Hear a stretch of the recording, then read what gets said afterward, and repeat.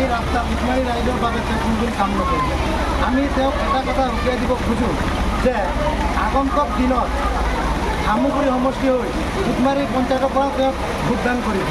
তেওঁক কিহৰ কাৰণে বাজিয়াগাঁও বৰমা সেইখিনি ৰাস্তাত যদি আপুনি চায় বহুত ধুনীয়া পকী ব্লেক টপিং ৰাস্তা, কিন্তু উঠমাৰী পঞ্চায়তক তেওঁক সদায় মাহী মাকৰ চকু দি চাইছে। আমি তেওঁক এইখিনিতে এটা গৰিহণা দিব খুজিছোঁ যে ৰঙামাটিৰ পৰা কঁঠালগুৰি টু ৰঙামাটি ৰাস্তাটো চেংচন হৈছে বুলি ইতিমধ্যে আমি ভাৰতীয় জনতা পাৰ্টীৰ বিধায়ক বৰহমপুৰ সমষ্টিৰ জিতু গোস্বামীৰ পৰা জানিব পাৰিছোঁ। এই ৰাস্তাটো চেংচন হোৱাৰ ক্ষেত্ৰত ৰকিবুল হুছেইন ডাঙৰীয়াই বাধা প্ৰদান কৰিছে আৰু বেয়া পাইছে।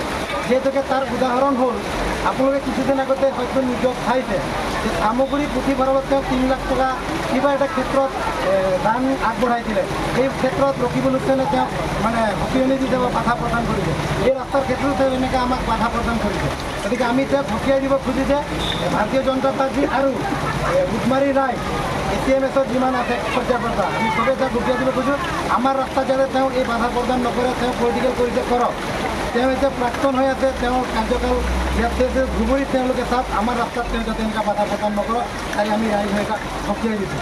আৰু তেওঁক এটা কথা আমি এইখিনিতে হকিয়াই দিব খোজোঁ যে তেওঁ যিহেতুকে ইমান দিন ধৰি সামগ্ৰী হৈ কাম কৰিছোঁ বুলি চবৰ ওচৰত ঢোল ঢাক বজায়, কিন্তু আপোনালোকে নিজে চাইছে, আপোনালোকে ইয়াত নিউজ কৰিছে এই ৰাস্তাডোখৰ 24 বছৰ কাল তেওঁ এই ৰাস্তাৰ অৱস্থা কি হৈছে আপোনালোকে নিশ্চয় অৱগত।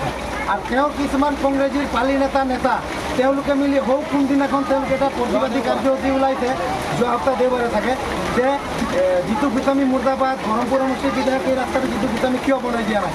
আপোনালোকে জ্ঞাত সামগ্ৰী সমষ্টিৰ অন্তৰ্গত উঠমাৰী গ্ৰাম পঞ্চায়তৰ কেইবাটা পঞ্চায়ত বৰহমপুৰত অন্তৰ্ভুক্ত হ'ব বুলিহে আমি ইতিমধ্যে গম পাইছোঁ, কিন্তু কাগজে কলমে চৰকাৰৰ ঘৰত এই বস্তুটো অন্তৰ্ভুক্ত হোৱা নাই।